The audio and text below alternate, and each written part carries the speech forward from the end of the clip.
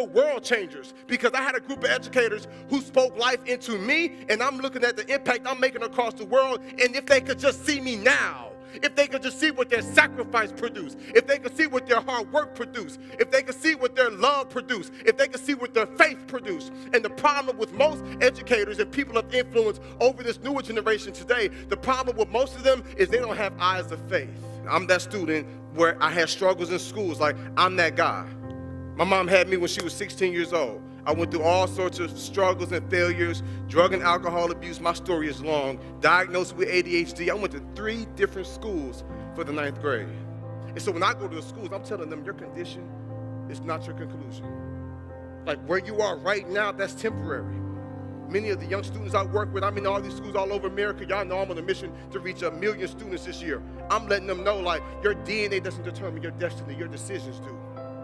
I'm thinking of all the students here in California, all the students here in Reading, in Fresno, like all these students, many of them will rather work in the field than be in school because they don't value education. If I could just get my hands on them and let them know, like, man, there is so much power and value in education, and though I haven't touched them right now, I can touch you, and you're the real change makers.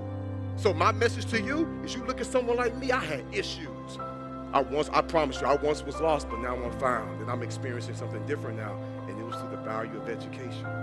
Those educators who showed up every single day, and they poured into me, and they encouraged me, and they loved on me. They didn't let me do whatever. They gave me a hard time. They challenged me, but it was because of love. Like, I could feel it. Like, these students not dumb. You're not dumb. You know what I'm saying? Like, you can tell if somebody really don't like you, like if they're just tolerating you. And I've got a group of educators that was like, nope, I'm excited to be here, Jeremy. This is going to be your year. And because they spoke life to me on a continual basis, you know what I did? I believed them. I eventually let that wall down, and I began to work with those who wanted to work with me. Now when you look at me now, and I just finished my 7th book. Our team, we just wrote a curriculum, next level students. I'm thinking, like, what do I had troubles reading when I was in school. What do I got? I got no business writing books and curriculums and being a published author. Like, what does that look like? I've been in South Africa, I can't tell you how many times over the past 2 years. Australia 3 times in the past 3 years speaking for conferences. I've been to Bangalore, India. Like, I'm thinking, like, how are people finding me? Like, what am I doing? You know what I'm doing? It's the seed that was planted start growing. Those educators who spoke years into me 10, 15, 20 years ago, those seeds start growing, and I just continue to press forward. I still hear what they were telling me. I still hear the challenges. I still hear the words of affirmation. And so what you do, every single day, you just keep putting that work in. You keep showing up, you keep serving, and you got no clue what you're going to experience. It's like a mental fight. But I believe that if we stay faithful, I believe that we're consistent with that, the work that we do is eventually going to take place in their lives. These kids are looking for more, and you are that more.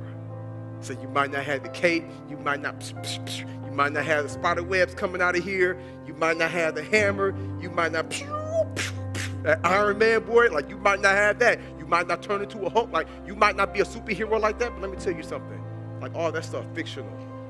Y'all the real superheroes.